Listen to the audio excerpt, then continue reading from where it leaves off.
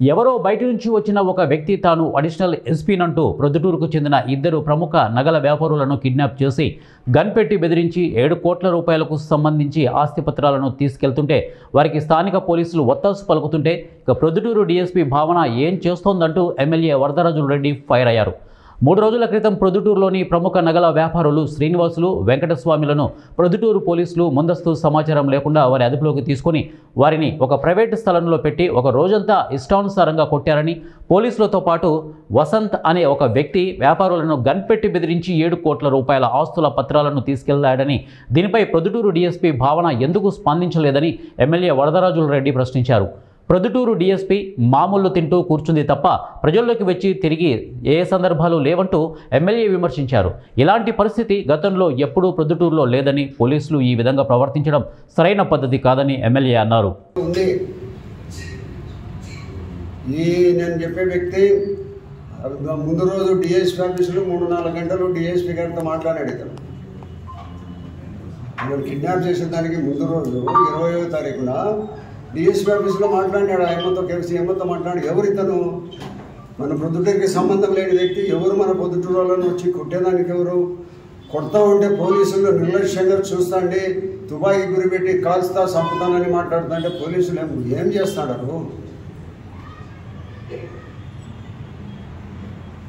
ఏం చేస్తున్నారు?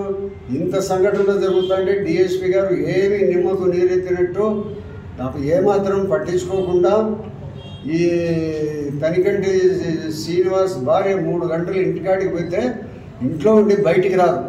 ఏమొక డిఎస్పీనా? ఇబ్బందులు ఉండేటప్పుడు బాధితులను ఆదుకునేదానికి కాదు పోలీసు ఉండేది. దేనికుంది ఏమో ఇక్కడ మామూలు మేస కూర్చునేదానికి ఉందా? ఇంత సంఘటన జరుగుతుంటే దీని మీద ఎందుకు ఇది జరుగుతుంది, ఏమిటి విషయం అని ప్రజలకు తెలియజేయాల్సిన బాధ్యత అమ్మ మీద లేదా? ఏం చేస్తాండి అమ్మ? అతను ఎవరు? నీ దగ్గరకు వచ్చి నీ ఆఫీసులో కూర్చొని 2-3 గంటలు మాట్లాడిపోయినాడు. అతను ఎవరో తేల్చి వారిని పొద్దుటూరుకి తీసుకొని వచ్చి కేసు పెట్టాల్సిందిగా నేను డిమాండ్ చేస్తాను. ఎవడు బయట వ్యక్తి, సంబంధికుడు కాదు, ఈ ప్రాంతం వాడు కాదు, ఈ ఛాయలకు సంబంధించినోడు కాదు. నువ్వు ఎవడని కొట్టినావురా? నువ్వు పాపాత్ముడు నా కొడుక. నువ్వు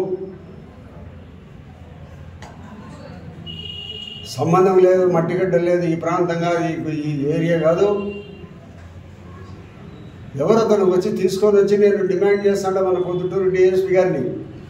అతను ఎక్కడున్నా కూడా వెతికి తీసుకొని వచ్చి తీసి అరెస్ట్ చేసి కోర్టులు పెట్టాలా? ఏదో అయిపోయింది, మేము ఇంతటితో అయిపోయినామని అనుకుంటున్నారు. ఏం ప్రజలమంటే అంతా మీకు చుడకంగా ఉండామా?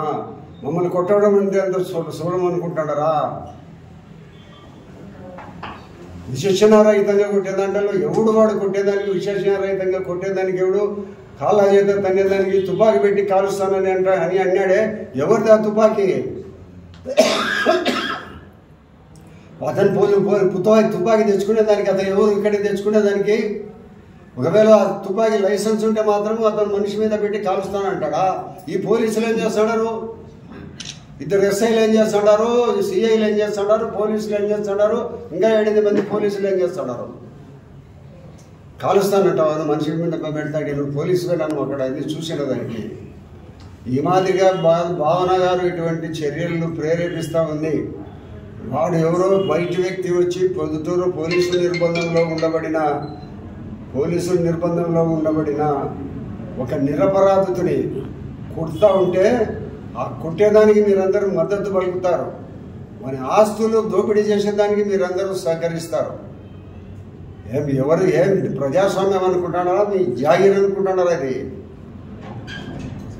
ప్రజలకు హక్కులు లేవు. ప్రజల కోసం మిమ్మల్ని పెట్టింది. ప్రజల మానము ప్రాణము రక్షించే దానికోసం మిమ్మల్ని పెట్టినారు. మీరే దానిని కాటేసేదానికి తయారైతున్నారు. ఎవరో ఆ 3వ వ్యక్తి ఎవరో తేల్చి ప్రొద్దుటూరుకు తీసుకొని వచ్చి అతని మీద కేసు పెట్టి ఫలానా అతను ఇతనని ప్రొద్దుటూరు ప్రజలకు తెలియచేయండి. అంతవరకు మీ బాధ్యత ఇది ఇంతటితోనే మేము విడిచిపెట్టాము. ఈ విషయం ఎస్పీ గారికి డీజీ గారి దృష్టికి కూడా తీసుకొని పోతాము. ఈ విషయంలో ఇంత అన్యాయం మన ఘోరం జరుగుతుందంటే ఏం చేస్తున్నాయా డిఎస్పీ పొద్దుటూరులో? దాదాపు 20, 40, 35 గంటలు కిడ్నాప్ చేసి తీసుకొని పోతే నువ్వేం చేస్తాడో?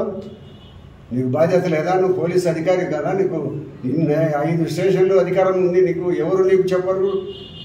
నువ్వు ఎక్కడ ఏం జరుగుతుందని